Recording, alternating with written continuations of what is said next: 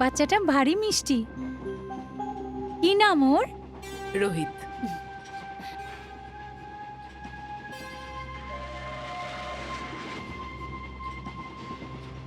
আপনি কোথায় যাচ্ছেন? বেলাপুর। আচ্ছা, আপনি বেলাপুরে থাকেন? না না, আমি চাকরির জন্য যাচ্ছি। আপনার হাজবেন্ড কি করেন? আহ,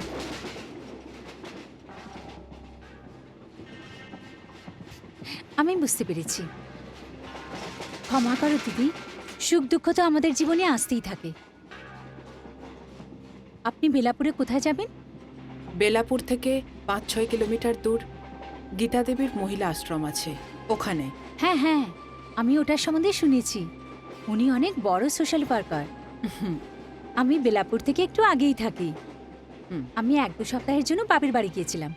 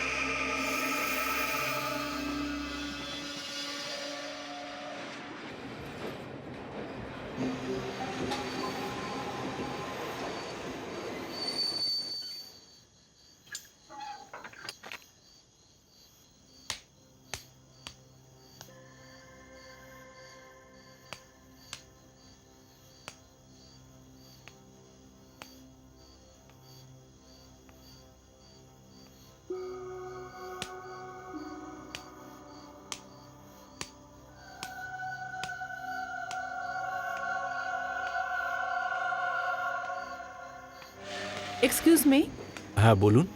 গীতা মহিলা আশ্রম কোথায় আছে? এখান থেকে প্রায় 4-5 কিলোমিটার দূরে, কিন্তু এত রাত্রিরে ওখানে যাওয়ার জন্য কোনো যানবাহন পাবেন না। ও, কিন্তু আমাকে আপনাকে সকাল অবধি অপেক্ষা করতে হবে। তবে আপনি যদি চান অফিসে বিশ্রাম করতে পারেন আপনি। না না, আমি এখানেই অপেক্ষা করব, থ্যাংক ইউ। দেখুন আপনি কি করবেন।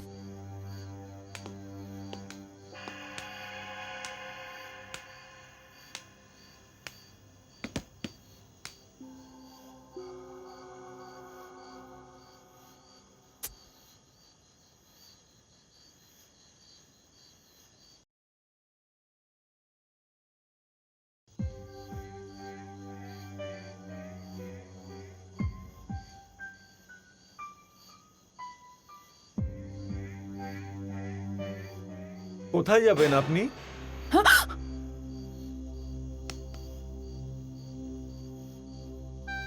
কোথায় যাবার আছে?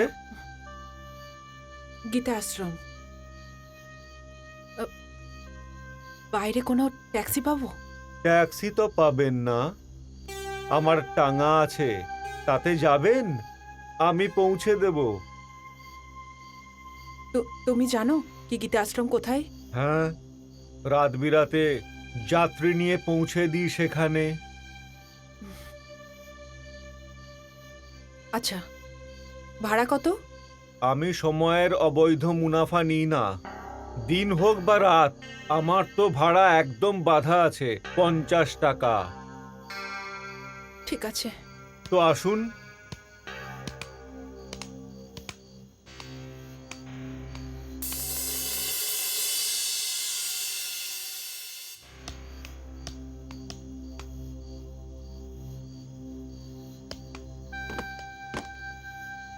বসে পড়ুন এখানে। এখানে বসো।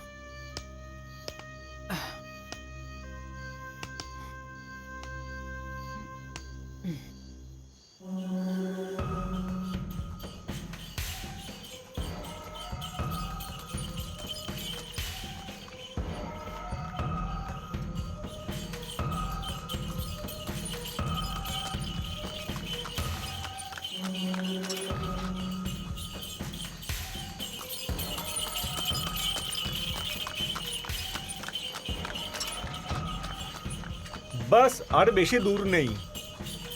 আহ, আহ, আহ,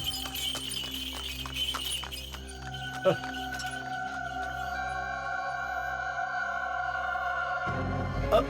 হাট হাট হাট হাট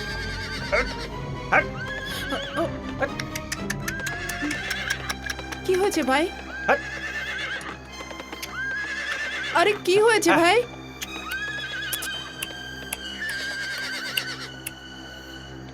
কি হয়েছে? বুঝতে পারছি না, ওরা তো আগে যাচ্ছেই না। জোড়াজোড়ি করলে তো আবার বসে যাবে, হাতের বাইরেও চলে যেতে পারে। এখান থেকে মনে হচ্ছে আপনাকে হেঁটেই যেতে হবে। কিন্তু এই ভয়ঙ্কর অন্ধকার রাতে? না না, আশ্রম তো একদম সামনে, ওই দেখুন, ওইখানেই।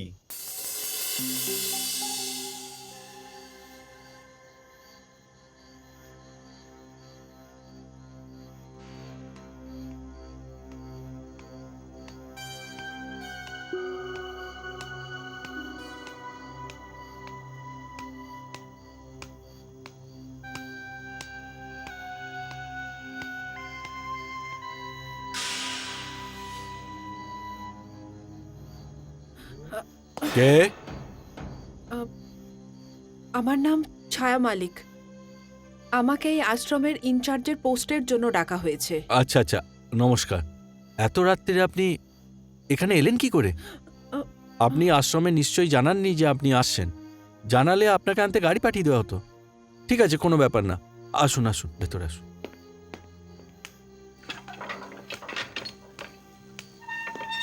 আসুন। ওই যে সামনেই অফিস, যান আপনি।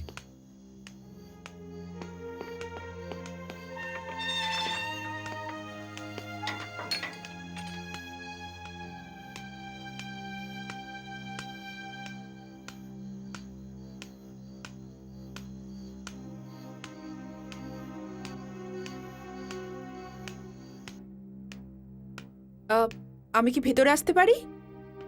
হ্যাঁ, আসুন।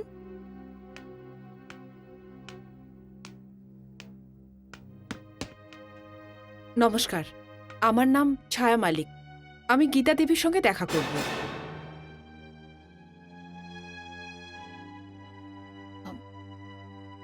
গীতা দেবীর সাথে? আমার কাছে অ্যাপয়েন্টমেন্ট লেটার আছে।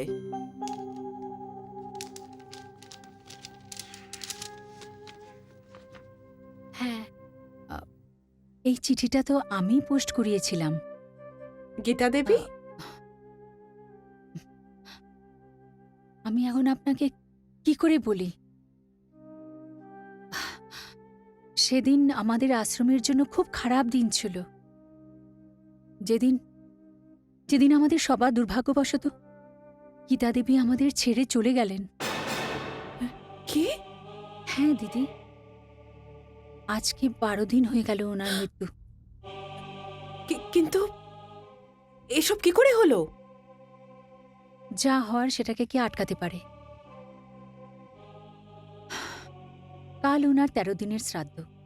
ওনার স্বামী হরিদ্বার থেকে ফিরে আসছেন ওনার অস্থি নিয়ে। ও, দেখুন বোন, এই ছোট বাচ্চার সাথে এই রাতে আমি কোথায় যাব? আপনি আজকে রাতে এখানে থাকতে দিন আমাদের। আমরা কাল সকালে এখান থেকে চলে যাব। আরে আপনি এটা কি বলছেন?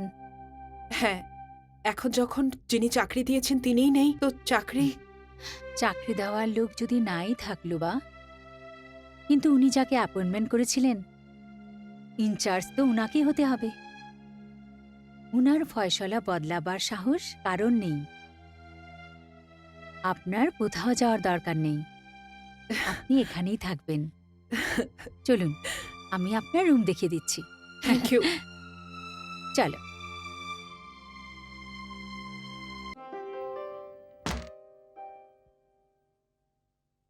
এসো।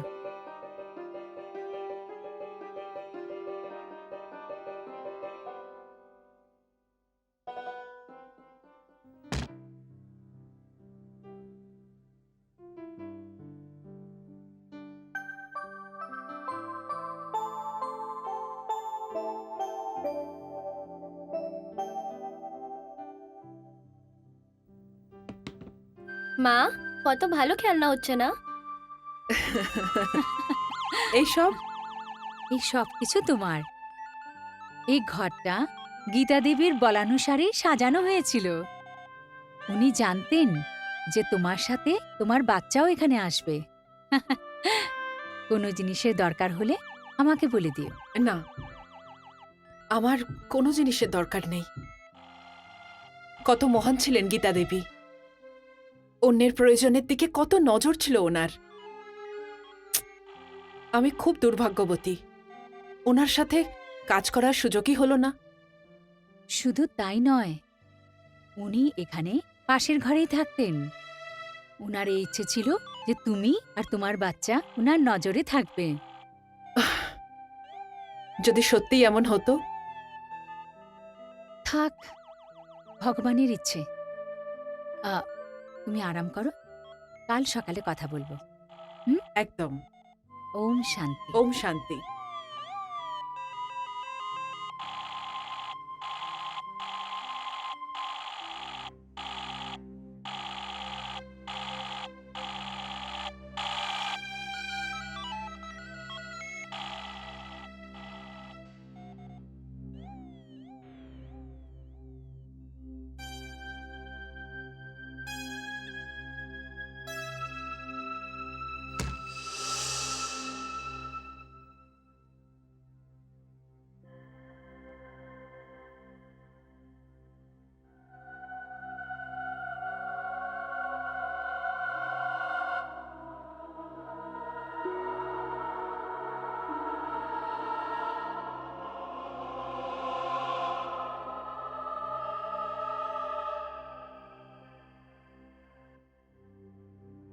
গীতাদি, আমরা জানি এই দুনিয়াতে সব সময়ের জন্য কেউ আসে না। যেভাবে আপনি এই দুনিয়া থেকে চলে গেলেন, এভাবে যেন কেউ না যায়। আমার আপনার সাথে প্রথম দেখা এখনো মনে আছে। আপনার ওই থেমে থেমে হাসির কথা আমার এখনো মনে পড়ে। জানি না এই অবস্থায় আমি এখানে থাকতে পারবো কিনা। তোমাকে এখানেই থাকার আছে।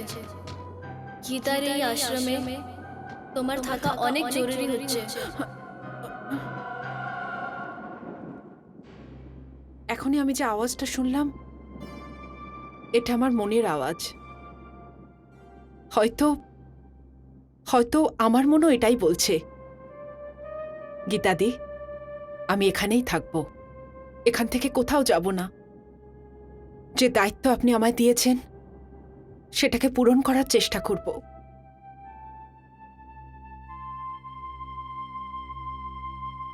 ছায়া দিদি,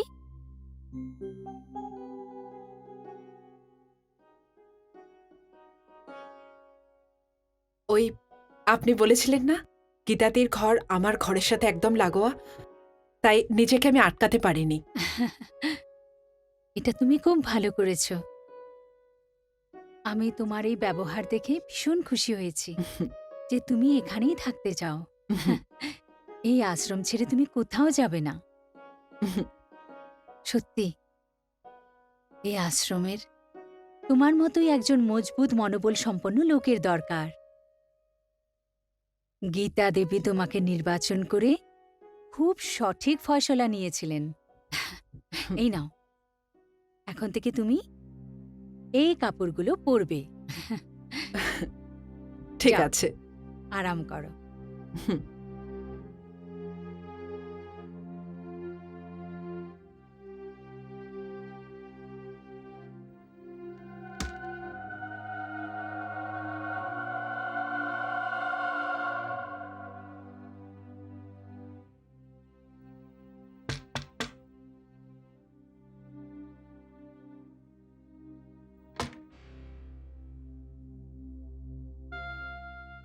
ওম শান্তি। হুম। ছায়া দিদি, আপনাকে এই আশ্রমের পোশাকে খুব সুন্দর দেখাচ্ছে। চলো। কোথায় যেতে হবে? ভাই সেবানন্দ আজকে হরিদ্বার থেকে ফিরে আসছেন। ভাই সেবানন্দ? হ্যাঁ, গীতা দেবীকে গীতা দিদি আর ওনার স্বামীকে ভাই সেবানন্দ বলেন সবাই আশ্রমে। আপনারও উনাকে ভাই সেবানন্দ বলেই ডাকতে হবে। ঠিক আছে। চলো।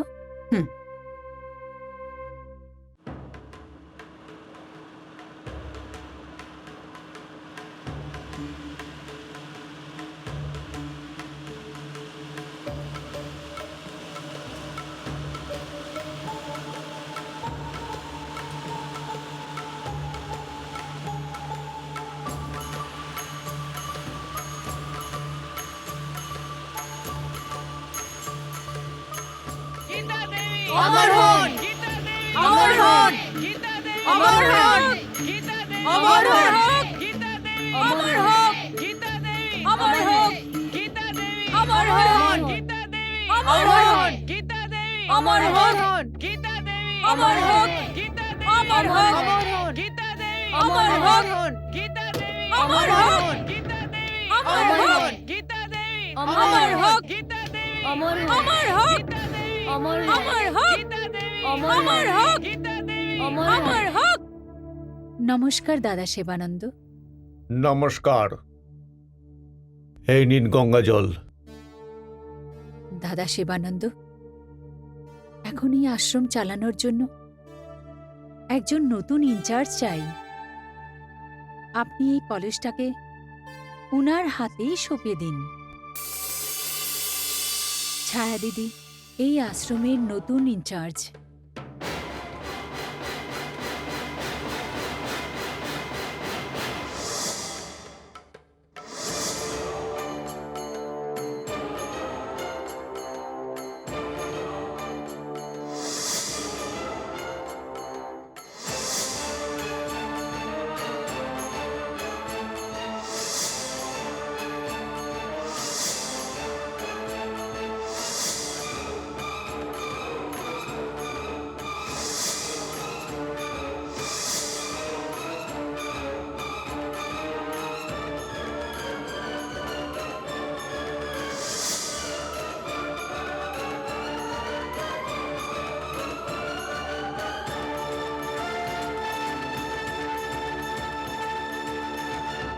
ছায়া দিদি,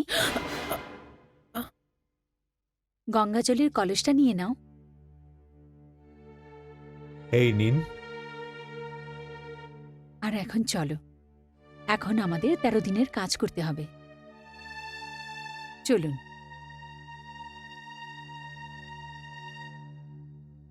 ওম শান্তি, ওম শান্তি।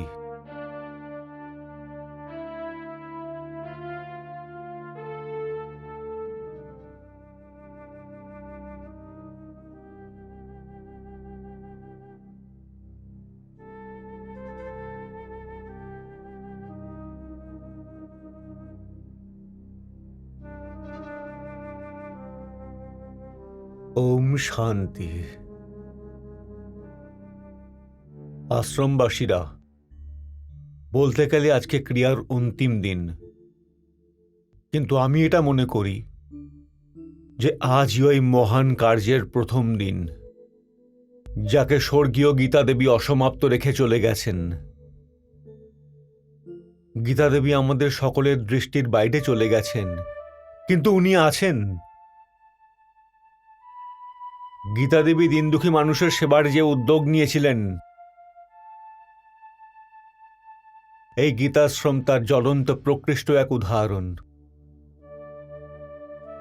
গীতা দেবী এই আশ্রমের প্রতি কোণে কোণে রয়ে গেছেন। গীতা দেবী সকলের নয়নের মধ্যে আছেন, আমাদের হৃদয়ে আছেন। যদি আমরা গীতা দেবীকে সৎ মনে চাই, তাহলে ওনার জন্য সঠিক শ্রদ্ধাঞ্জলি হবে যে উনি যে সেবাকর্মের সূচনা করেছিলেন সেটা তার ইচ্ছা অনুযায়ী চলুক। এই আশ্রমটা তারই সন্তান, এই আশ্রমেই ওনার আত্মার অবস্থান। তাহলে আসুন সবাই মিলে ভগবানের কাছে প্রার্থনা করি যে গীতা দেবীর আত্মাকে শান্তি দাও।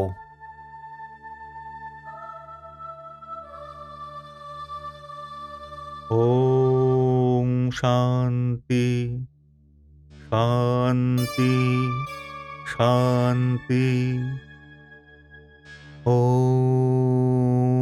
শান্তি শান্তি।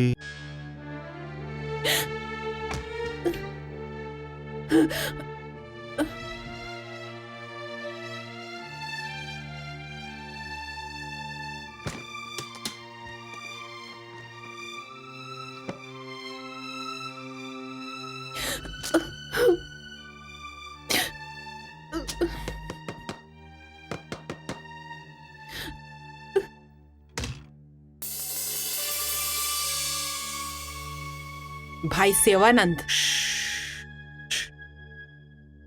হ্যাঁ, একটু চুপচাপ আরে! নিরিবিলি জায়গায় আমি তোমার সঙ্গে কথা বলতে চাই। দেখো, কিন্তু আমি যদি কোনো চেঁচামেচি করো তাহলে কিন্তু ক্ষতি তোমারই হবে, আর আমি সেটা কখনোই চাইবো না। ব্যাস কিছুক্ষণের জন্য আমার কথাটা শুনে নাও, তারপর যা মন চায় তোমার করো, যা মন চায় বলো। হ্যাঁ হ্যাঁ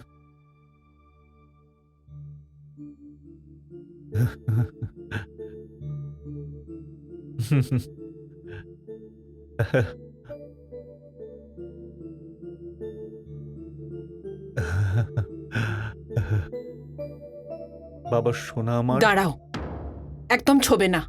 ওকে ছোবার অধিকার তুমি হারিয়েছো। কেন? ও আমারও তো সন্তান। এটা বলতে তোমার লজ্জা করছে না? যে অবস্থায় তুমি আমাকে ছেড়ে গিয়েছিলে, সেই অবস্থায় স্বামীর সব থেকে বেশি দরকার থাকে। কি দোষ ছিল আমার? হ্যাঁ, কি দোষ ছিল আমার? এটাই যে আমি তোমায় ভালোবেসেছিলাম, তোমার জন্য আমার ঘর বাড়ি, বাবা মা সবাইকে ছেড়েছিলাম, এটাই দোষ ছিল আমার? ব্যাঙ্গালোর যাবার বাহানা করে বাড়ি থেকে বেরিয়ে গেলে, আর কখনো ফিরেই এলে না। কার কার ভরসায় ছেড়ে গেছিলে আমাকে? তোমার সমস্ত অভিযোগ সত্য। আমি একজন পাপী। অপরাধী এই শব্দটা বলে সবকিছু থেকে মুক্তি পেতে চাও, হ্যাঁ? কিন্তু তুমি এর থেকেও একটা বড় অপরাধ করেছো। একজন স্ত্রী বেঁচে থাকতে তুমি আবার বিয়ে করেছো,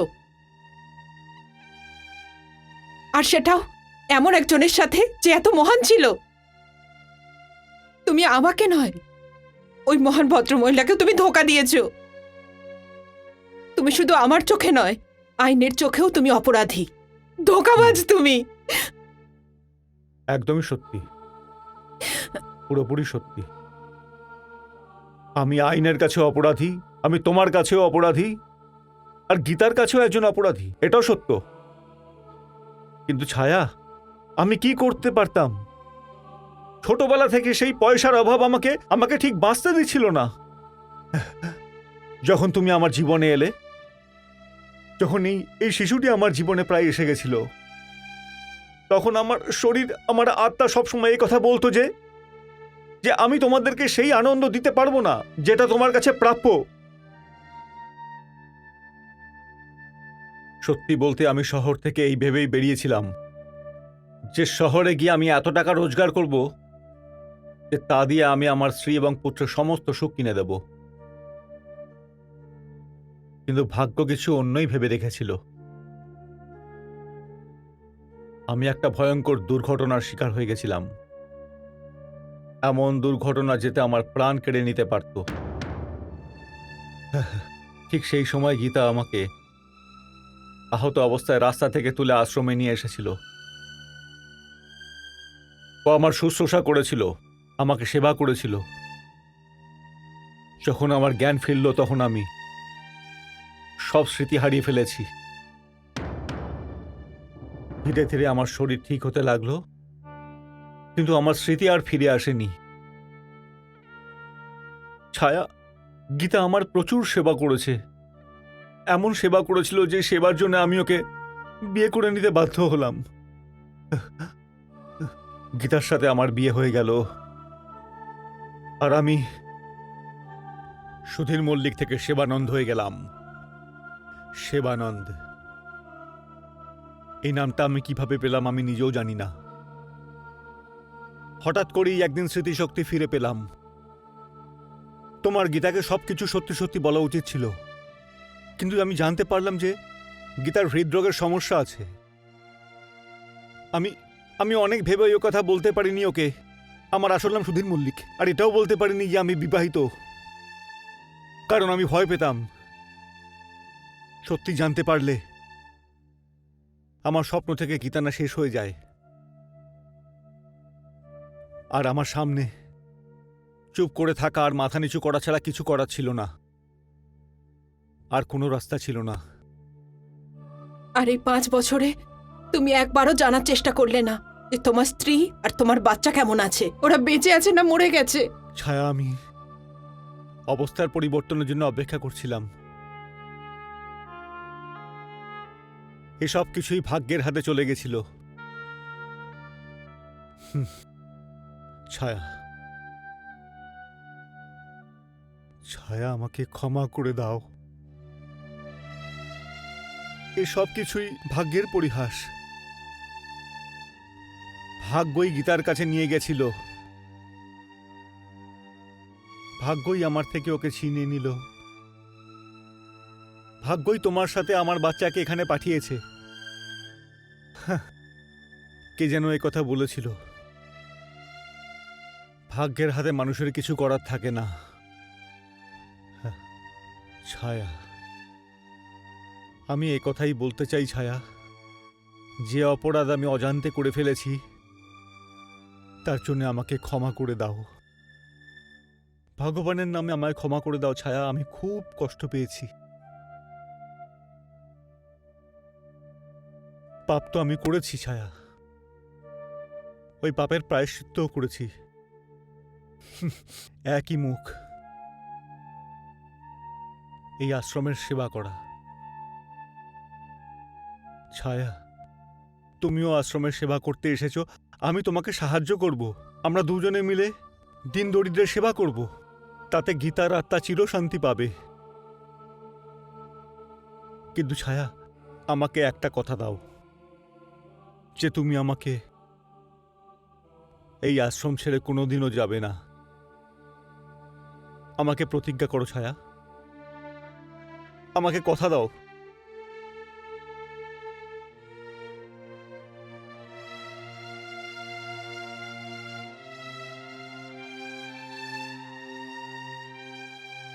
আমি ভাবতে একটু সময় নেব।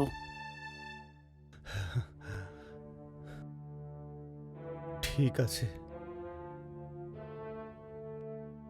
যত পারো সময় নাও,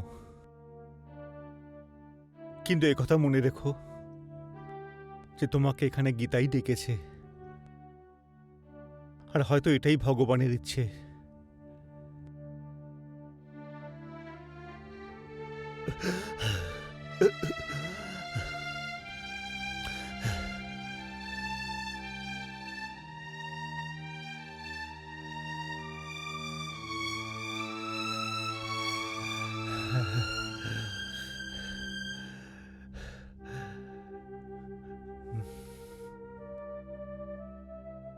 সব সময় সুখী থাকো বাবা।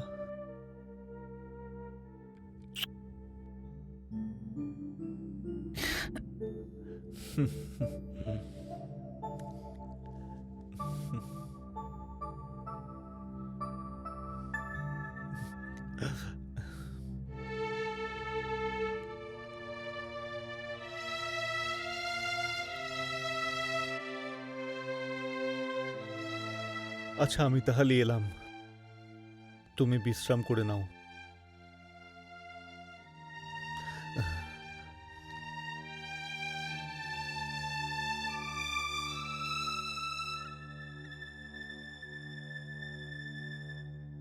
আর খেয়াল রেখো ছায়া, আমি এখানে সুধীর মল্লিক নয়, ভাই শিবানন্দ।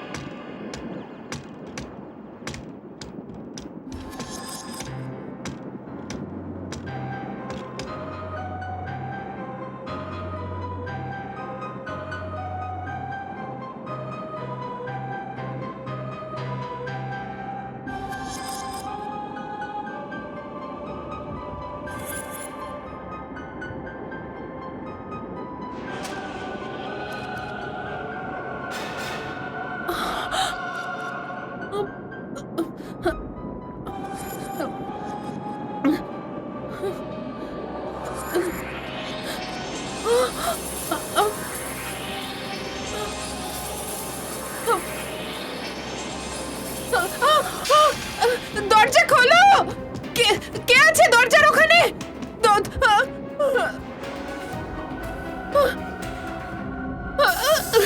দরজা খোলো! দরজা খোলো!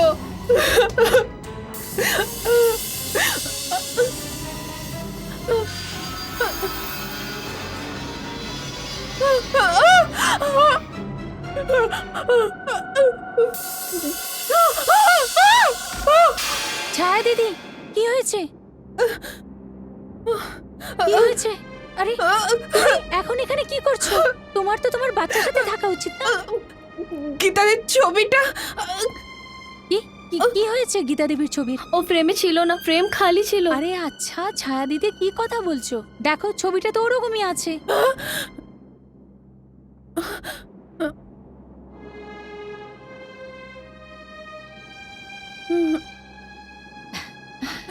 ছায়া দিদি, মনে হচ্ছে তুমি ভীষণ ক্লান্ত হয়ে পড়েছো। যাও যাও গিয়ে একটু আরাম করো। কাল থেকে তোমাকে তো আশ্রমের সব দায়িত্ব সামলাতে হবে। যাও যাও গিয়ে শুয়ে পড়ো।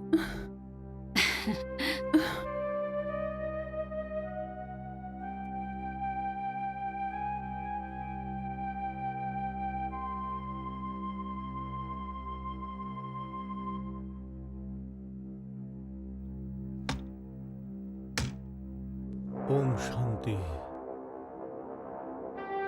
ওম শান্তি, ওম শান্তি, ওম শান্তি। ওম শান্তি। ওম শান্তি। দাদা শিবানন্দ, আপনি আমাকে ডেকেছেন? হ্যাঁ, ঠিকই কামিনী। কি ব্যাপার দাদা শিবানন্দ? আপনাকে ভীষণ চিন্তিত দেখাচ্ছে। আমার অসুবিধার কারণ হলো কি, নতুন যিনি ইনচার্জ এসেছেন ওই মহিলা। কিন্তু দাদা, কিন্তু ছায়া দিদির অ্যাপয়েন্টমেন্টটা তো গীতা দিদি নিজেই করেছিলেন। তখন গীতা জীবিত ছিল কামিনী, গীতা জীবিত ছিল। আমার চিন্তার কারণ এটাই হলো গিয়ে, কোনো অপরিচিত মহিলার হাতে এত বড় আশ্রমের দায়িত্ব দেওয়া ঠিক হবে কিনা। মনে রেখো কামিনী, এই আশ্রমের যদি বিন্দু মাত্র ক্ষতি হয়, তাহলে গীতার আত্মা খুব দুঃখ পাবে। আমি এই আশ্রমে নুন খেয়েছি। যেভাবে আমি গীতা দেবীর অন্তিম শ্বাস পর্যন্ত উনার সেবা করেছি, সেভাবে আমি এই আশ্রমেরও সেবা করতে থাকব। আমি ছায়া দিদির মার্গদর্শন করব, আপনি চিন্তা করবেন না। ওম শান্তি, শান্তি, শান্তি। ওম শান্তি, শান্তি, শান্তি। না, না, আমি এখানে থাকতে পারবো না। আমি আমার যন্ত্রণা, ব্যথা আটকাতে পারবো না। সুধীর আর আমার সম্পর্কের কথা যদি সবাই জেনে যায়, জানি না তার পরিণাম কি হবে।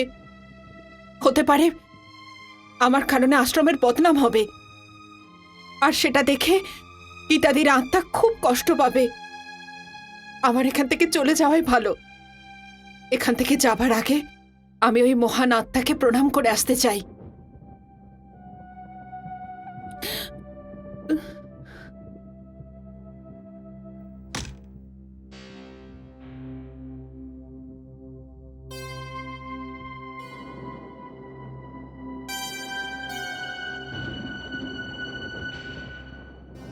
গীতাদি, আমি এসেছিলাম এই আশ্রমের সেবার জন্যে, কিন্তু এই কথাটা আমি দুনিয়ার সামনে আসতে দিতে চাই না। আমার স্বামী আপনার স্বামী, কারণ হতে পারে এই ব্যাপারটা আপনার বদনাম ডেকে আনতে পারে। এই কারণে আমি আশ্রম ছেড়ে যাচ্ছি।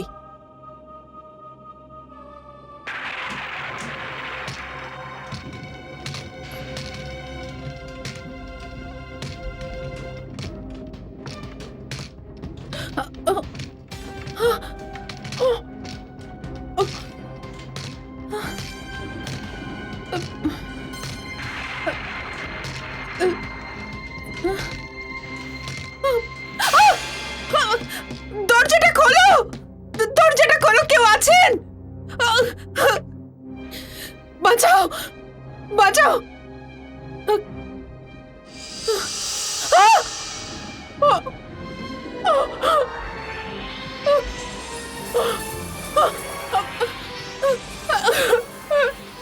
দরজাটা খোলো।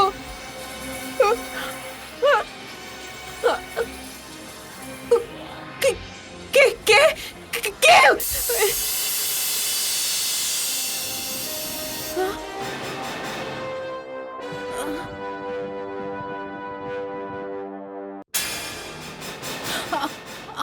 আপনি?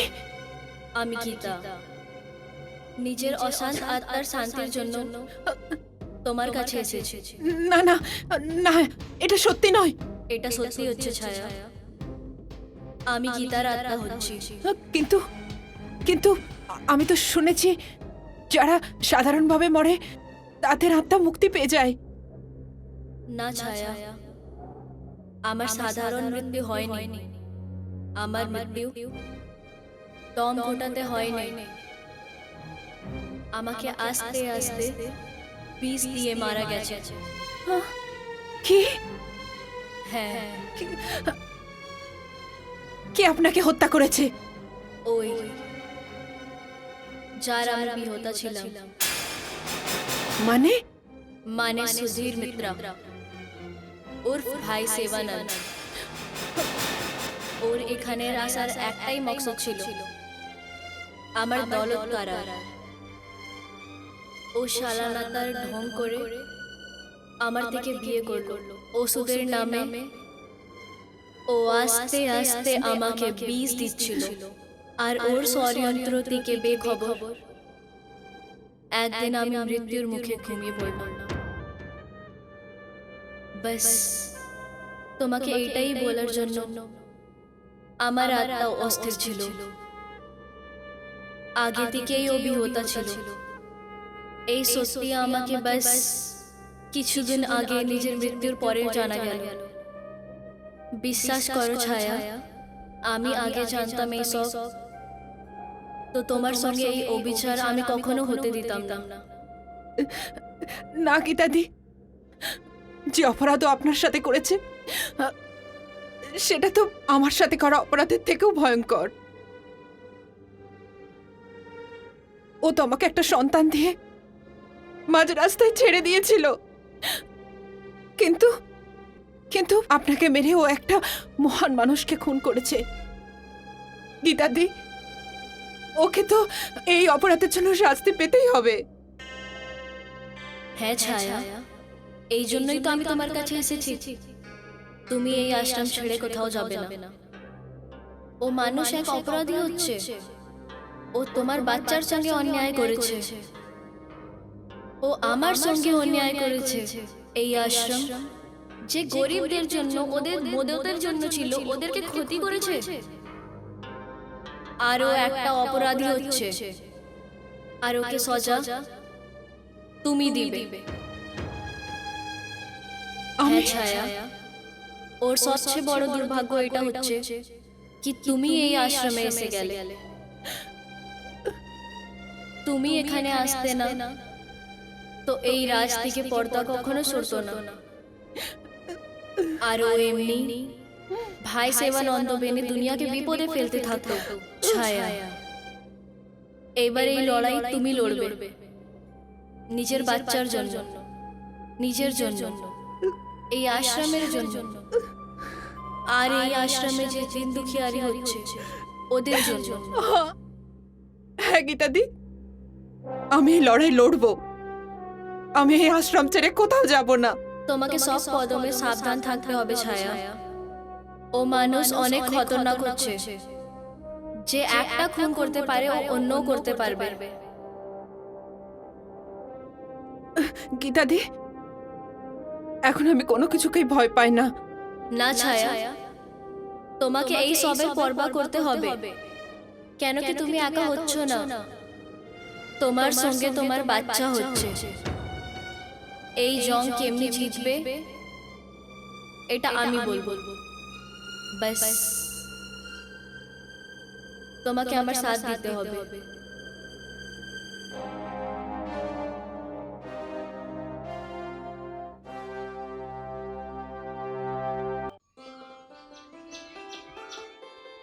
শান্তি।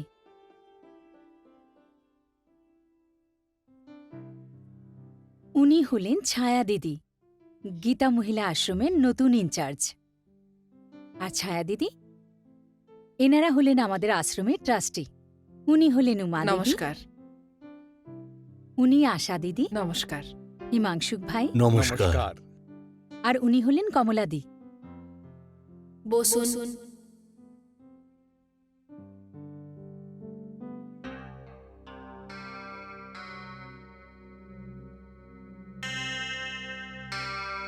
ছায়া বোন, সবচেয়ে আগে তোমাকে এই কাগজে সাইন করে দাও প্লিজ।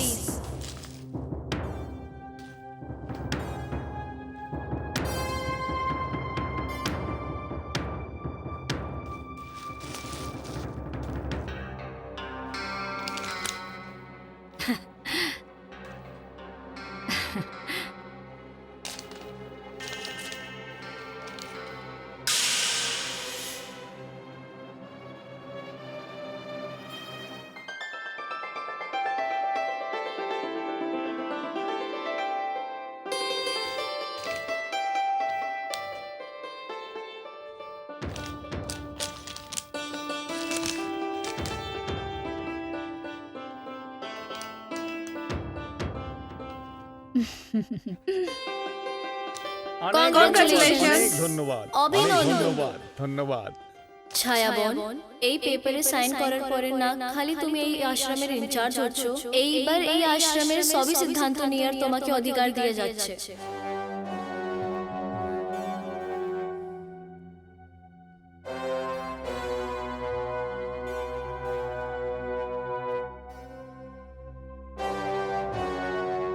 ভাই শিবানন্দ, আপনি নিশ্চয়ই জানেন, আর গীতা বোন আপনাকে নিশ্চয়ই বলেছিল যে ভদ্রমহিলা আজ পোস্টে আসবেন, আশ্রমের সমস্ত দায়িত্ব ওনার ওপরেই দেওয়া হবে আর সব অধিকার ওনার ওপরেই দিয়ে গেছেন। হ্যাঁ, গীতা এই কথা বলেছিল আমাকে, বলেছিল। ছায়া ম্যাডাম, বড় অদ্ভুত ব্যাপার। গীতা দেবী মারা যাওয়ার আগে আমাদের সবাইকে বলেছিলেন, যদি আমার কিছু হয়ে যায়, আমার মৃত্যুর পর এই আশ্রমে নতুন ইনচার্জ রাখবেন আর ওনাকে গীতা দেবীর রূপেই দেখবেন। আর উনি এটাও বলেছিলেন, আপনি গীতা দেবীর রূপে নতুন ইনচার্জ হবেন। ছায়া বোন, যে বিশ্বাস আপনার জন্য গীতার মনে ছিল, এই জন্যই গীতা বোন এই অধিকার আপনাকে দাওয়া করিয়েছে। এক হিসাবে এটাই বুঝে নাও কি গীতা বোন এই আশ্রম তোমার নামে ওসিয়ত করে গেছে।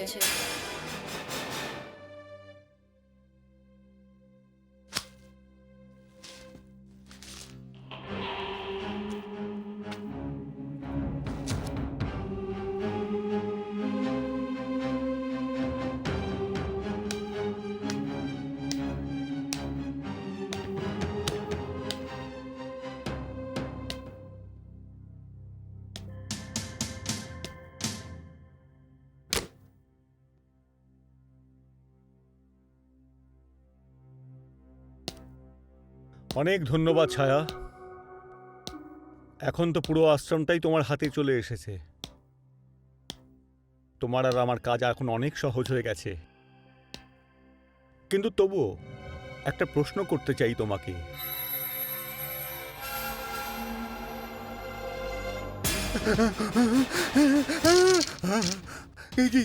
গীতা,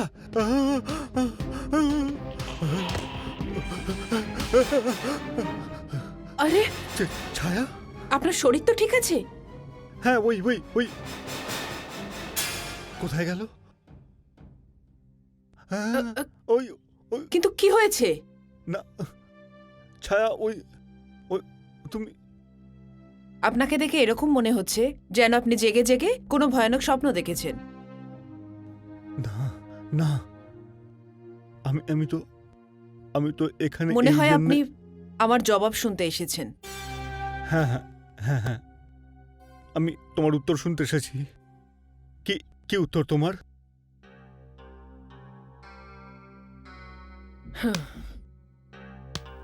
অনেক ভেবেচিন্তে আমি এই সিদ্ধান্ত করেছি যে আমি আপনার কথা ভেবে এখানেই থাকব। আমার কিন্তু একটা ছোট শর্ত আছে। শর্ত? কিরকম শর্ত? আপনাকে আমায় এটা লিখে দিতে হবে, গীতার মতো আর আপনার জীবনে অন্য কোনো নারী আসবে না। কারণ আগেও আমি আপনার ওয়াইফ ছিলাম, এখনো আছি, ভবিষ্যতেও থাকব। কেন? তোমার কি আমার ওপর আস্থা নেই? একবার ভরসা ভেঙে গেছে, এই কারণে আপনাকে লিখে তো দিতেই হবে। ছায়া, তুমি আমাকে অন্যরকম ভাবতে বাধ্য করছো। যদি আপনি চান ভাবার জন্য সময় নিতে পারেন, আমার কোনো তাড়াতাড়ি নেই। কারণ এখন এই আশ্রম আমাকেই চালাতে হবে। ছায়া, ব্যাপারটা এরকম নয় তো যে তুমি আমাকে ছেড়ে বেরিয়ে যেতে চাইছো। কিন্তু একটা কথা মনে রেখো ছায়া, পুরো এলাকাটাতে আমি ভাই সেবানন্দ নামে পরিচিত। আমার সাথে চালাকি করার কোনো রকম চেষ্টা করো না।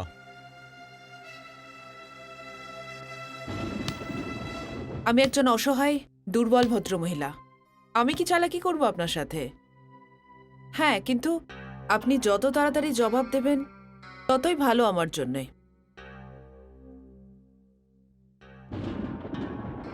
ঠিক আছে, আমি তোমাকে খুব শীঘ্রই জবাব দেব, অতি শীঘ্র।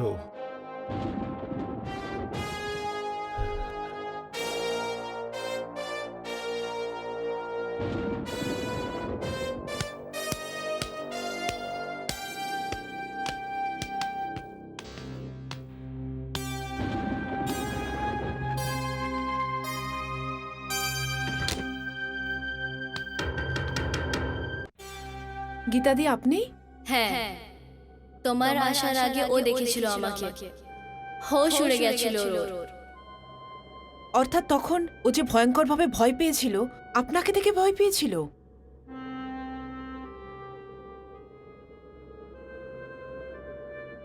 কিন্তু গীতাদি, আপনি কিন্তু আমায় এটা বলেননি, আপনি কি আশ্রমের সব অধিকার আমায় দিয়েছেন? হ্যাঁ, বলছিলাম না। না জানে কেন যখন তোমাকে দেখেছিলাম তো তোমার উপরে বিশ্বাস হয়ে গেছিল, আর আমি তখনই ফেসলা করে নিয়েছিলাম कि এই আশ্রমের ইনচার্জ তুমি হবে। কুদরতেরও খেয়াল দেখো, আমি কি জানতাম कि যাকে আমি ইনচার্জ বানাচ্ছি ওই এই আশ্রমের আসল হকদার হচ্ছে। ছায়া, তোমার আগের কদম কি হবে? পরবর্তী পদক্ষেপ ভাই সেবানন্দের হবে, আর এখন সেটাই হবে যেটার ব্যাপারে ও কখনোই ভাবেনি। দেখো ছায়া, যেটাও করবে সাবধানে করবে, কেন কি এই আশ্রমে ওর অনুগতার কমি নেই। আমরা শুধু চেহারাই দেখতে থাকলাম, আর ও এসে সমস্ত আশ্রম কবজা করে নিল। ও করেছেটা কি? এসব কিছুই তো মৃত্যুর আগে গীতা করে চলে গেছে। হ্যাঁ, তো আপনি এর ব্যাপারে কিছু জানতেন না? না কামিনী, কিছুই জানতাম না আমি। এটা তো অত্যন্ত চিন্তার বিষয়। আমি জানতেই পারলাম না এসব কিছু কি করে হলো। কবে গীতা ট্রাস্টির সঙ্গে সাক্ষাৎ করলো, কবে কবে এসব লেখাপড়া করলো, কিচ্ছু জানতে পারলাম না আমি। এটার জন্য তুমি সব থেকে বেশি দোষী, সমস্ত দোষ তোমার। হ্যাঁ, সব দোষী আমার। মিস্টার সুধীর মল্লিক, তোমাকে এই আশ্রমে কে এনেছে? আমি। তোমাকে গীতার সঙ্গে কে দেখা করিয়েছে? আমি। গীতার মনে তোমার সম্বন্ধে বিশ্বাসটা জাগালো কে? আমি। গীতার সাথে বিয়ে করিয়ে এত বড় সম্পত্তির মালিক বানালো কে? আমি। সুধীর মল্লিক থেকে ভাই সেবানন্দ তোমাকে কে বানালো? আমি। আর গীতার খাবারে বিষ মিশিয়ে দিয়েছিল কে? তুমি? হ্যাঁ, আমি। কিন্তু শুধু আমি নই, এর মধ্যে সমান অংশীদার তুমিও আছো।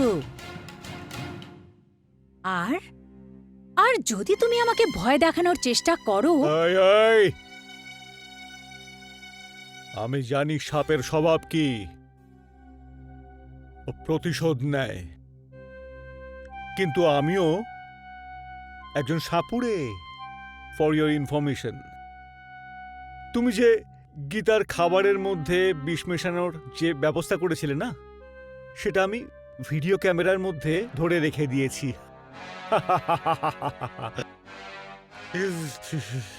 খুব চালাক মানুষ কিন্তু আমি, কামিনী, খুব চালাক মানুষ।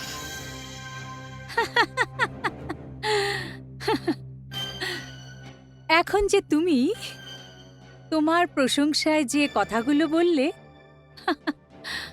আমাদের ক্রিয়াকলাপ তার থেকে অনেক বড়।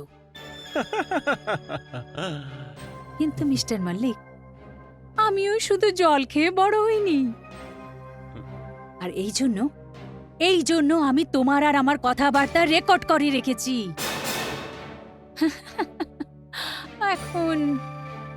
এখন তুমি যদি সাপুড়ে হও, তো আমিও হলাম বিষধর সাপ। এই জন্য যা কিছু করবে না, একদম ভেবে চিন্তে করবে। কামিনী, পাগল হয়ে গেছো নাকি তুমি? কি করছো তুমি? কামিনী, এই সব কিছু ভুলভাল আছে। এটা ঠিক হবে না আমাদের জন্যে। এই অবস্থায় তো আমাদের খুব ভালো করে ভাবতে হবে। আর আমরা কিনা নিজেরা লড়ছি? না না, এটা ভুল করছো কিন্তু তুমি। একদম ঠিক হবে না। তুমি ঠিকই বলছো ভাই শিবানন্দ। যদি আমরা এখন লড়াই করি, তাহলে আমাদের সব ক্রিয়াকলাপে জল পড়ে যাবে। হ্যাঁ হ্যাঁ, দেখো কামিনী, আমি তোমাকে এখানে এই কারণে ডেকেছি, কারণ আমি তোমার থেকে জানতে চাই যে ছায়া যে জিনিসটা আমার থেকে লিখিত চাইছে, সেটা ওকে লিখে দেওয়া উচিত। নিশ্চয়ই দাও, কিন্তু কোনো অন্যের হাতে নিজের কমজোরিটা দেওয়ার আগে ওর দুর্বল রগটাকে নিজের হাতে নিয়ে নাও। হিসাব বরাবর হয়ে যাবে। আরে তুমি তো মহৎ আত্মা কামিনী, তোমার তো মহৎ আত্মা সত্যি। কিন্তু ছায়ার সেই দুর্বল জায়গাটা কি? শোনো বোন, হ্যাঁ? তুমি কি আমার ছেলেকে দেখেছো? না তো, না না, তো, আমি দেখিনি। আমরা দেখিনি। শোনো বোন, ও আমার ছেলে না, রোহিত, ওকে দেখেছো? না দেখোনি? আমার ছেলেকে দেখেছো? রোহিতকে দেখেছো? না, দেখোনি? না, দেখিনি। দেখোনি? শোনো বোনেরা, আমার ছেলেকে দেখেছো তোমরা? না বোন, বোন, রোহিতকে দেখেছো? না তো, না তো। উফ! Watchman, watchman, watchman! বলুন ম্যাডাম, কি হয়েছে? রোহিতকে দেখেছো তুমি? না তো ম্যাডাম। ও গেটের বাইরে তো চলে যায়নি? না, সারাক্ষণ তো আমি গেটেই আছি। কি করে সম্ভব যে আমি থাকতেও গেটের বাইরে যাবে? আপনি গিয়ে দেখুন, ও আশেপাশেই কোথাও আছে। কি বলছো তুমি ছায়া? এতটুকুনি বাচ্চা আশ্রম ছেড়ে কোথায় যেতে পারে? আমি পুরো আশ্রম ঘুরে দেখেছি, ওকে কোথাও পাওয়া যায়নি। এরকম তো নয় যে না না, আশ্রমের মধ্যে এত লোকের উপস্থিতিতে এটা অসম্ভব প্রায়। আমাদের পুলিশকে জানাতে হবে। পুলিশ? পুলিশ? মাথা খারাপ হয়ে গেছে তোমার? এই আশ্রমে কোনোদিন পুলিশ আসেনি, আর তুমি? আজ অব্দি এই আশ্রম থেকে কোনো বাচ্চাও তো উধাও হয়নি। উফ। তুমি যা কিছু বলো, আমি পুলিশে খবর দেব। ছায়া, ভেবে দেখো ছায়া, দেখো যদি বাচ্চা কোনো ভুল লোকের কাছে চলে যায়, তাহলে পুলিশকে খবর দিলে ওর প্রাণের আশঙ্কা থাকতে পারে। এর মানে তো এটাই দাঁড়াচ্ছে যে এই আশ্রমেরই কেউ আমার বাচ্চাকে উধাও করেছে। অপহরণ? কিন্তু এটা কি করতে পারে এরকম? হয়তো এমন কোনো ব্যক্তি যার তোমার থেকে ক্ষতি হতে পারে, আর যে জানে যে বাচ্চা আর মায়ের একটা দুর্বলতা আছে।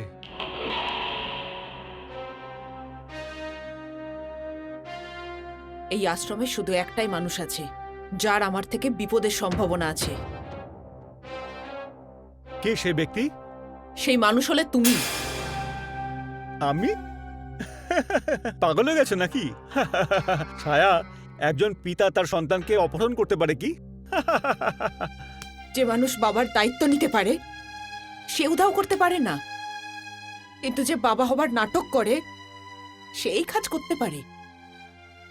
এখন আমি বুঝতে পারছি ওই কথাটা যে আমি তোমায় লিখতে বলেছিলাম সেই কারণে তুমি এটা করেছো।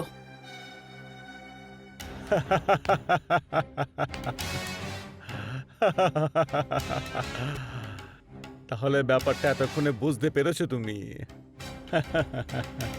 ছায়া, তুমি আমার দুর্বলতার সুযোগ নিয়েছো আর আমি তোমার। ভাই সেবানন্দ, একটা নোংরা নালীর পোকাও তোমার থেকে ভালো মনোভাব রাখে, কমসে কম সেই নোংরা নালী থেকে বেরিয়ে মরে যায়। কিন্তু তুমি এই, বাজে কথা বন্ধ করো। তুমি আমার কথা ভালো করে শোনো। তুমি এখানে এসে আমার সব কাজে জল ঢেলে দিয়েছো। যতক্ষণ তুমি আমার কথা শুনবে ততক্ষণ তোমার বাচ্চা ঠিক থাকবে। আর যদি তুমি আমার সাথে কোনো চালাকি করার চেষ্টা করেছো তাহলে তার পরিণামের জন্য দায়ী তুমি থাকবে। এটা আবার ভেবে নিও না যে যেহেতু আশ্রমের সমস্ত দায়িত্ব তোমার ওপরে তাই জন্য সহজেই কন্ট্রোল করতে পারবে। এটা তোমার ভুল ধারণা। যদি আমার বাচ্চার কিছু হয় না তুমি ভাবতেও পারবে না তোমার সাথে কি হবে। তোমার বাচ্চার ততক্ষণ কোনো ক্ষতি হবে না যতক্ষণ তুমি তোমার মুখ বন্ধ রাখবে। আমি আমি অবাক হয়ে যাচ্ছি তোমায় দেখে। কেমন মানুষ তুমি?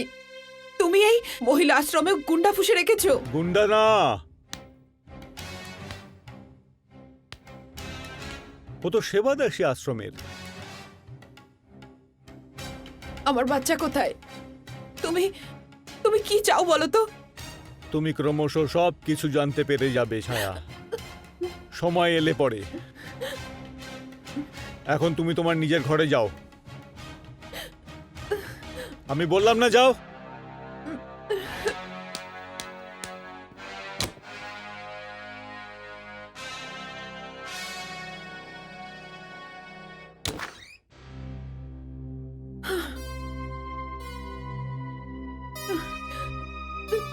গীতাদি, এই লড়াইয়ের প্রথম নিশানা আমার ছেলে রোহিত হয়েছে।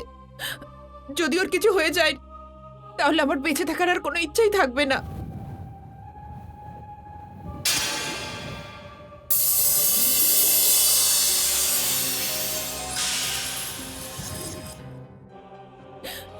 গীতাদি, ভয় করো না ছায়া, এই জং খালি তোমার না আমারও হচ্ছে। আর এর মধ্যে তুমি হারো নেই। আর এটা আমাদের প্রথম মরতে হচ্ছে। আর এর মধ্যে শত্রুদের চাল কামিয়াব হবে না। ছায়া, তুমি নিজের বাচ্চাকে দেখতে পারছো না, আমি আত্মা হচ্ছি। আমি তোমার বাচ্চাকে দেখতে পারছি। তোমার বাচ্চা একদম ঠিক হচ্ছে। এবার আমাদেরকে এটা দেখতে হবে কি শত্রুদের আগের চাল কি হচ্ছে।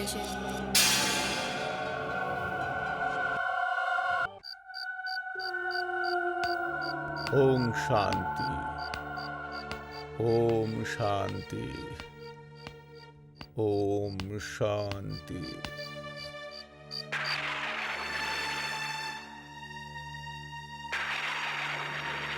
আপনি কে? আশ্রমের নিয়ম অনুসারে এত রাতে কারোর বাইরে থাকা উচিত নয়। বলুন না, কে আপনি?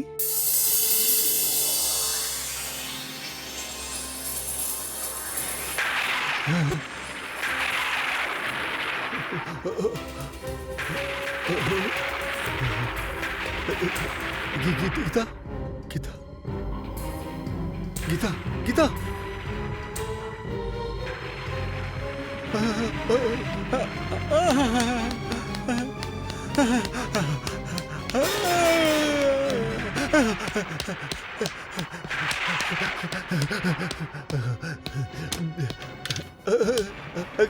কামিনী, ও ও ও ও কি ব্যাপার? গীতা, গীতা, গীতা? হ্যাঁ, হ্যাঁ, বাইরে গীতা আছে।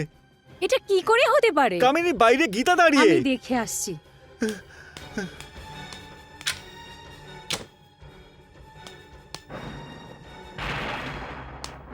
সুধীর, ওখানে তো কেউ নেই।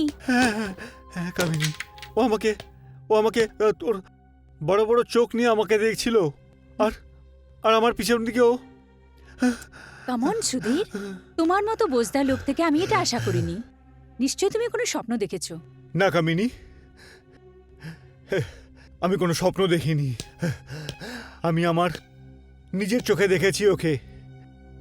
ওটা প্রথমবার নয়, আমি প্রথমবারও ওকে ছায়ার ঘরে দেখেছিলাম, কিন্তু তখন আমি ভেবেছিলাম কি যে ওটা আমার ভুল হবে। কিন্তু না, এটা এটা সত্যি সত্যি, এটা ঘটনা। কি করে বিশ্বাস করবে এই কথাটার উপর? গীতা মরে গেছে, আর এর থেকে বড় সত্যি আর কিছু হতে পারে না। কামিনী, তা নয়। গীতা এই আশ্রমের মধ্যেই আছে। গীতা বেঁচে আছে, বেঁচে সুধীর, আছে। তুমি কি আমাকে ভয় দেখানোর চেষ্টা করছো? কামিনী, আমার ওপর অকারণ সন্দেহ করো না, আর আমার কথা ভালো করে শোনো। দেখো, ছায়ার এই আশ্রমে ইনচার্জ হয়ে আসাটা কোনো একটা কোইন্সিডেন্স, কিন্তু আমাদের না জানা সত্ত্বেও গীতার নিজের মৃত্যুর কিছুদিন আগে আশ্রমের ট্রাস্টির সঙ্গে সাক্ষাৎ এবং সমস্ত চার্জ নিয়ে নেওয়া, এটা হয়তো হয়তো গীতা নিজের মৃত্যুর ব্যাপারে জেনে গেছিল, কিন্তু কিন্তু হয়তো ছায়ার ব্যাপারে জেনে গেছিল কিছু, যে এমনটা হতে পারে যে ও আমাদের ব্যাপারে কিছু জেনে গেছিল। হ্যাঁ সুধীর, সুধীর, আমার ভয় লাগতে শুরু করেছে। হ্যাঁ কামিনী, পামলা পামলা অনেক ছোট হয়ে গেছে। আমাদের এখন তো কিছু একটা করতেই হবে, কিছু একটা করতেই হবে আমাদেরকে। হ্যাঁ,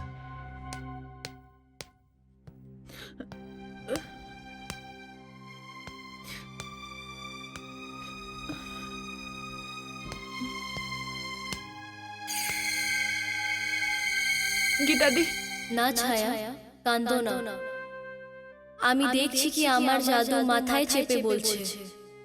ভাই সেবানন্দকে বিশ্বাস হয়ে গেছে কি আমি এই আশ্রমে মজুদ হচ্ছি, আর ও বগলিয়ে গেছে। কিন্তু কিন্তু ও ভয় পেয়ে আমার বাচ্চার ওপর। না না ছায়া, সব শুরুয়াতের অন্ত হয়, সব অন্ধকারের সকাল হয়। আমাকে লাগছে কি এই কাহিনীর অন্ত হবে এবার, কিন্তু কোনো অন্ত এত সরল হয় না। ওর মধ্যে অনেক মোড় আসে, ভয়ানক মোড়। আমি কিছু বুঝতে পারিনি। বাস তোমাকে এটা বুঝতে হবে ছায়া, কি এই জঙ্গ এবার নিজের অন্তিমে হচ্ছে।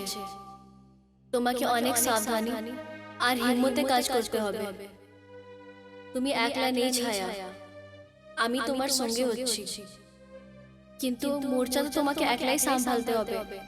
বাস একটু ইন্তজার আরো।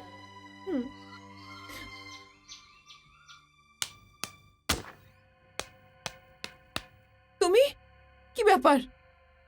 তোমাকে আমার সাথে যেতে হবে, ভাই সেবানন্দ ডেকে পাঠিয়েছে। কিন্তু আমার রোহিত। ও ওনার কাছেই সুরক্ষিত আছে।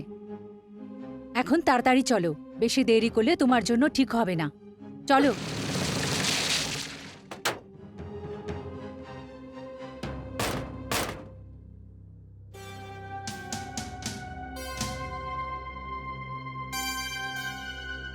ওম শান্তি, ওম শান্তি, শান্তি।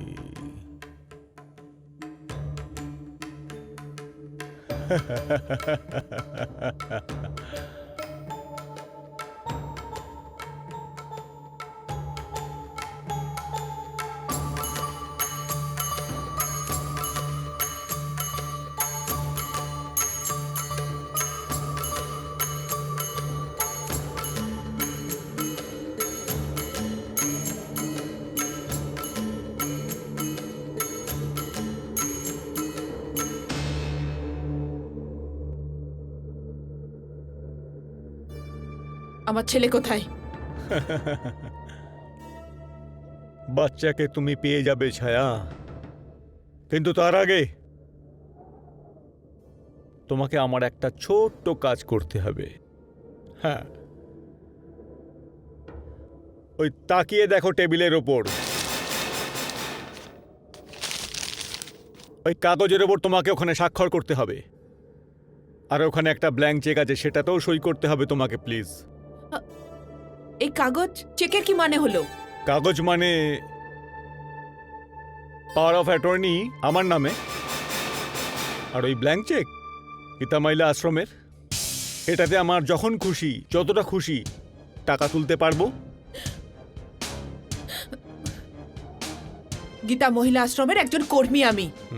গীতাদি মরে যাবার আগে আমার উপর দায়িত্ব দিয়েছেন। এই আশ্রমের সমস্ত দায়িত্ব আমার, কিন্তু এই অধিকার আশ্রমের সেবার জন্যে।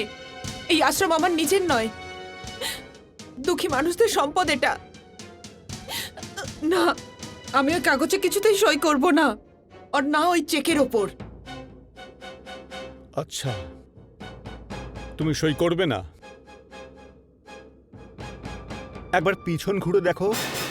Mummy, mummy, Rohit, Rohit! Mummy, mummy, আমার অনুমতি ছাড়া ওখানে যাওয়ার চেষ্টাও করো না।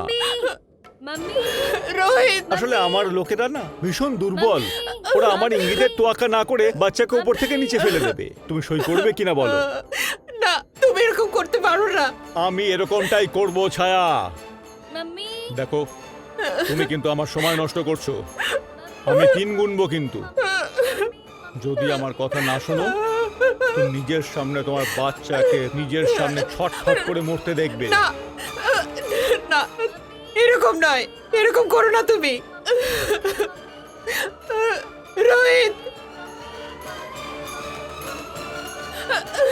প্লিজ, আমি শুধু 1 থেকে 3 গুনবো ছায়া। আমি হাত জোড় করছি, আমার রোহিতকে ছেড়ে দাও, please, please, mummy, mummy, please, please, আমার রোহিতকে ছেড়ে দাও। মাম্মি, 1 যদি তুমি এরকম করতে পারো না, রোহিত তোমারও তো ছেলে। মাম্মি, মাম্মি, 2 প্লিজ, আমি হাত জোড় করছি, এরকম করো না।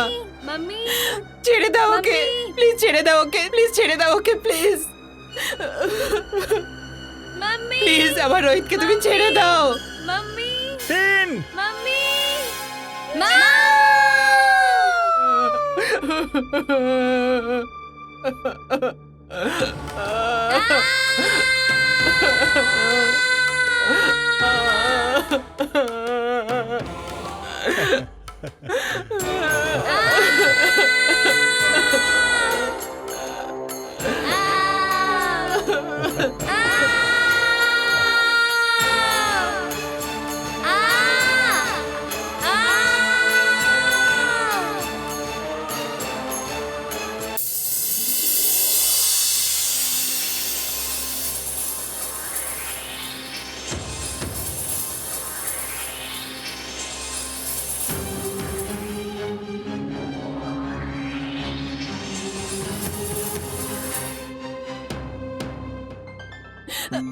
Mummy, mummy, mummy, mummy, mummy, Rohit, Rohit, mummy,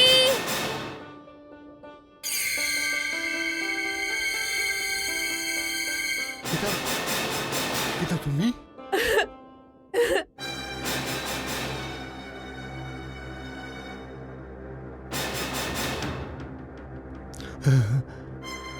গীতাদি, গীতাদি, ছায়া, আসো আর নিজের বাচ্চাকে নিয়ে যাও।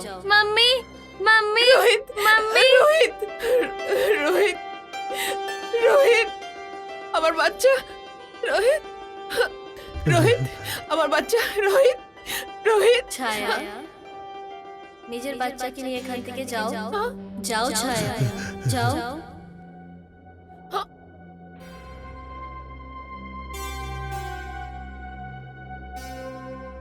গীতা, গীতা, গীতা, গীতা, আমাকে ক্ষমা করে দাও, আমাকে ক্ষমা করে দাও, আমাকে ক্ষমা করে দাও গীতা। আমাকে মেরে এমনি অশান্তি দিলিস তুই, কি আমার আত্মা এখন পর্যন্ত ভটকাচ্ছে। যখন পর্যন্ত আমি নিজের মৃত্যুর বদলা তোর থেকে নিয়ে নিব না, আমার আত্মাকে কখনো শান্তি হবে না। শিবানন্দ, তুই মানুষের রূপে একটা লালচি হেওয়ান হচ্ছিস। তোর এই লালচ তোর থেকে কিছু করাতে পারবে। আমি তোকে ক্ষমাও করে দিতাম, কিন্তু তুই একটা মাসুম বাচ্চার জান নিতে যাচ্ছিলিস, ওইটাও ওর বাপ হয়ে। আমি কিছু করিনি, আমি কিছু করিনি গীতা। আমি যা কিছু করেছি না এই মহিলা বলার জন্য, এই মহিলার জন্য। গীতা দিদি, আমাকে ক্ষমা করে দাও, ক্ষমা করে দাও আমাকে। যত নীচ তুই হচ্ছিস, অতই নীচ এই মেয়ে হচ্ছে। কামিনী, তোকে মনে হচ্ছে আমি তোকে কোথায় থেকে এনেছিলাম যখন তোকে একটা গাড়ি সড়কে উড়িয়ে দিয়েছিল? আমি তোকে জিন্দেগি দিয়েছিলাম, আর তুই আমাকে মৃত্যু। তুই তো আমার সৎ হতে চলেছিলিস, আর বেনেও যাচ্ছিস, ছায়া আসতো না তো। গীতা দিদি, আমাকে ক্ষমা করে দাও, ক্ষমা করে দাও আমাকে। না না, তোদের অপরাধ ক্ষমার কাবিল নেই। যেমনি তুই দুজনে মিলে ওই বাচ্চাকে নিচে ফেললি, অমনি আমিও তোদেরকে উপর থেকে নিচে ফেলে দিব। আমাকে ক্ষমা করে দাও, আমাকে ক্ষমা করে দাও। ক্ষমা করে দাও বাস, এইটাই সজা হচ্ছে তোদের। গীতা। গীতা তুমি এগিয়ে আসবে না গীতা, তুমি আমাকে ক্ষমা করে দাও, আমাকে ক্ষমা করে দাও, ক্ষমা করে দাও গীতা। গীতা গীতা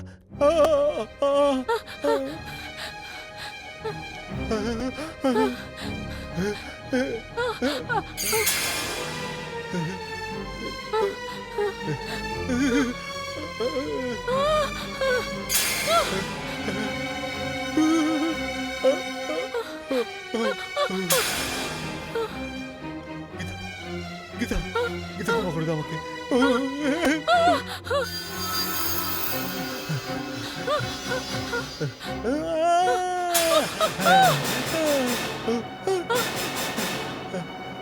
গীতা, গীতা, গীতা না, না গীতা, গীতা না, গীতা না, গীতা, গীতা এরকম করো না, গীতা না, না গীতা, না গীতা, গীতা।